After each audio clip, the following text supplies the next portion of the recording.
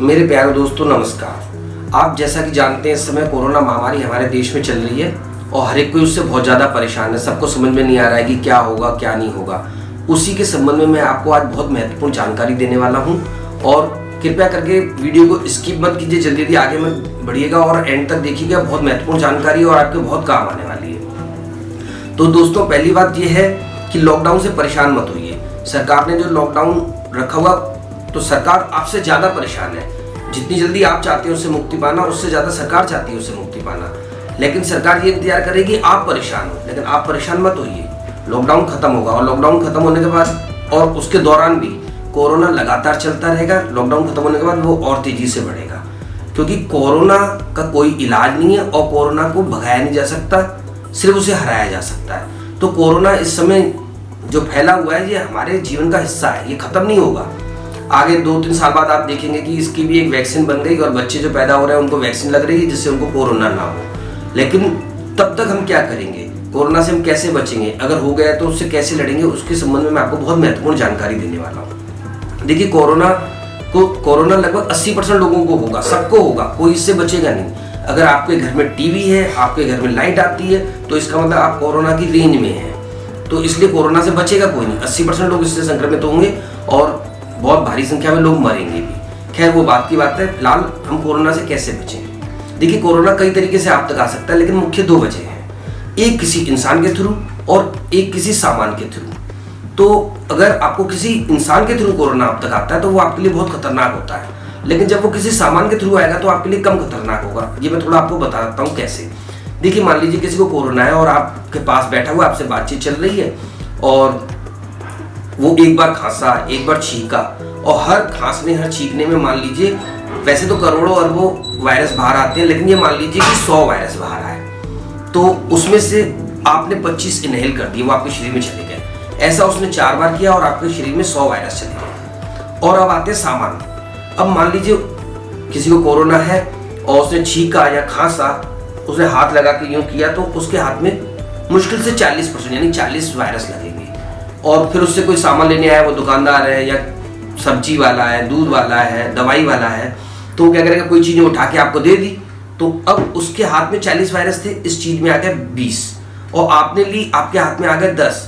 अब जब आप अपने हाथ को किसी भी समय अपने मुंह के या नाक के आसपास ले जाएंगे तो उससे 5 वायरस आपके शरीर में चले जाएंगे। तो आपके शरीर में 5 वायरस गए। लेकिन एक इंसान जिसको कोरोना था उसके साथ आप रहे 10-15 मिनट तो आपके शरीर में 100 वायरस गए। अब क्या होता है, जैसे वायरस हमारी बॉडी के अंदर आता है तो हमारी बॉडी में अलार्म बजने लग जाता है, उसे पता लग जाता है, वो तुरंत उसके लिए एंटीबॉडी बनाता है। अब वो एंटीबॉडी बनाता है तो पहले थोड़े से बेचता है, फिर और बनाना जारी रखता है। अब देखिए वायरस है 100, एंटीबॉडी आ रहा है 10-15 तो वायरस उनको मार देता है। और अगर वायरस सिर्फ 5 है, एंटीबॉडी 10-15 है तो वायरस को मार देंगे। तो इस तरीके से इस जंग में आपका शरीर जीतेगा, आपके शरीर को बहुत टाइम मिलेगा और आपको अगर इससे प्रॉब्लम भी होगी, खांसी जुकाम वगैरह जो भी होता है वो सिम्टम्स ही होंगे, लेकिन उतने खतरनाक नहीं होंगे।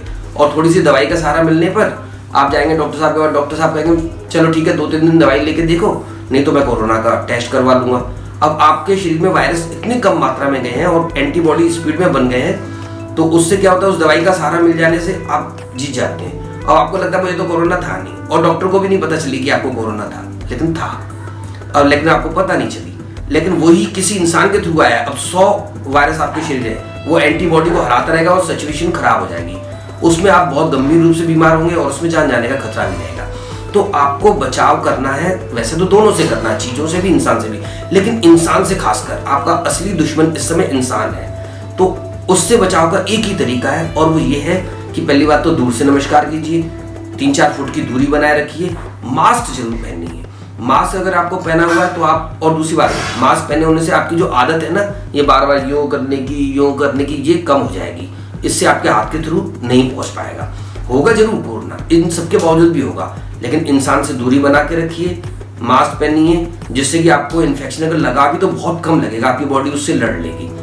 लेकिन एक ना एक दिन तो होना है, लेकिन कम मात्रा में होगा तो आप जीत जाएंगे, ज्यादा मात्रा में होगा तो आप हार जाएंगे। ठीक है साहब, लेकिन इसका मतलब ये नहीं कि आप कारोबार वगैरह पे नहीं जाए। जब लॉकडाउन खुले आप काम पे जाएंगे, मास्क पहनिए, ग्लव्स भी चाहे तो ग्लव्स भी बहुत जरूरी है वो पहने, काम पे जाइए। कोई भी चीज का अगर आप लेन देन करते हैं कोई दिक्कत नहीं है, लेकिन ध्यान रखिए किसी भी इंसान से ज्यादा देर नहीं कांटेक्ट में रहना है, 2-4 मिनट में ही निपटाइए। अब आपकी शॉप है, कोई आया लिस्ट लेके ये सामान दे दीजिए, अब आप कह रहे ठीक है, नहीं लिस्ट ले लीजिए, उसे कहिए आधे पौन घंटे बाद आइए या 1 घंटे बाद आइए, आपको रेडी मिलेगा, खड़े मत होइए साहब। तो ये बढ़िया है।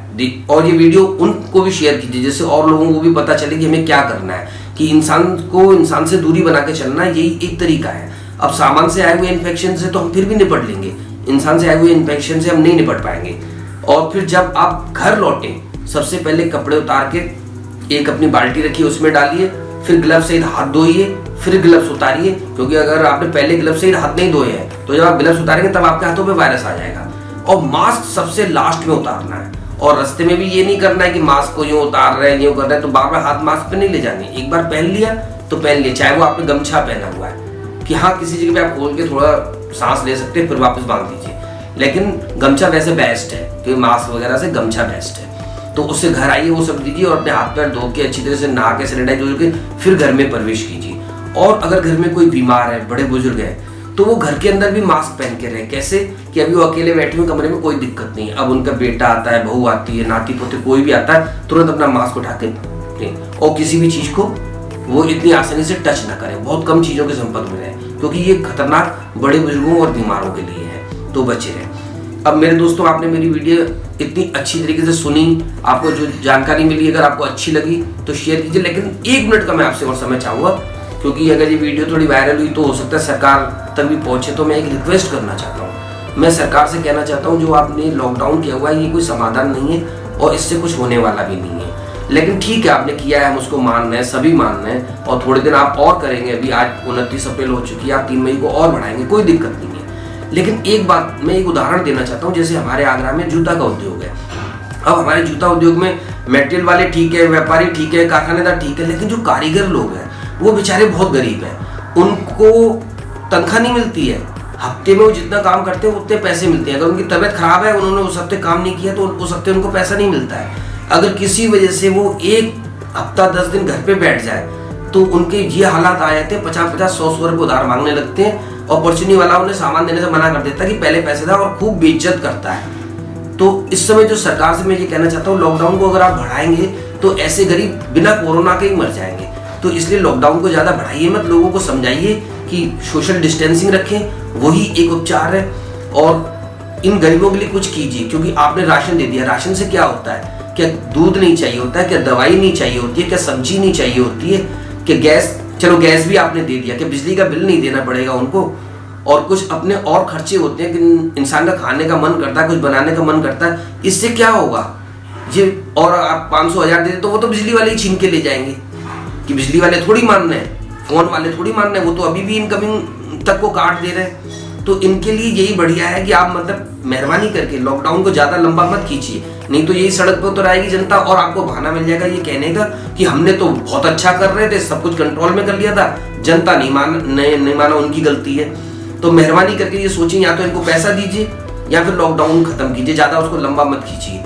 सोशल डिस्टेंसिंग इसका उपचार है, लॉकडाउन कोई उपचार नहीं, ये आप भी जानते हैं। और वीडियो अच्छा लगे तो लाइक कीजिए, शेयर कीजिए। धन्यवाद।